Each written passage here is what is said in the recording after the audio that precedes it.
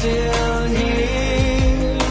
Why do I hurt alone? If you're not there, why do I call home? Help me move.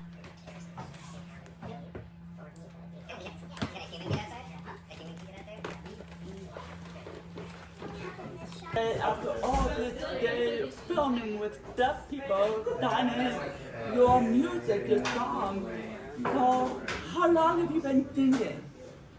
Since I was very young. I started in a choir when I was about 5 or 6 years old, and started writing some music. And then this year I released my first album, which this song is on. Wow! Congratulations, of course. After really connecting with this song, the feeling, the emotions inside, I can't help but wonder what was your insight in the meaning behind this song. So for me, this song is kind of about when you have to move on from someone else, but it's hard to move on without them there. That's the person you would normally use to process that sort of loneliness, and now you have to do it all on your own. And sort of how can you handle that mix of needing them while needing to move on from them? A personal experience, right? Absolutely. That is what always makes song so impactful, so powerful. So I feel that too, so I think that's the beauty of this experience, and of course having deaf involvement with the dining is beautiful. Is it your first time working with deaf people, or why did you want deaf people involved with this? So many years ago, Kim Hale got me involved with playing piano for ASL Cabaret that Chris Tester started, and that's when I started to get friends like Josh Castile. I met Jules, Amelia I met through that, and after working with so many amazing deaf artists, when I started this project, I knew I wanted deaf artists as part of this project, and that's kind of how that all happened. So you want deaf people standing that was important to you.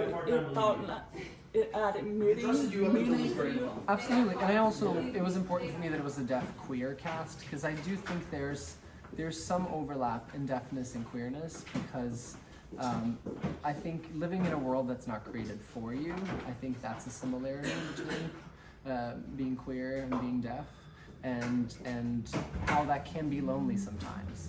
And I think a part of the point of the video for me at the end is all those people who feel lonely, when you find each other, there's community, there's togetherness.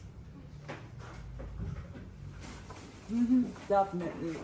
So speaking of community, how do you hope that the community, doesn't matter if it's deaf or hearing, how do you hope that they will take or react to your video?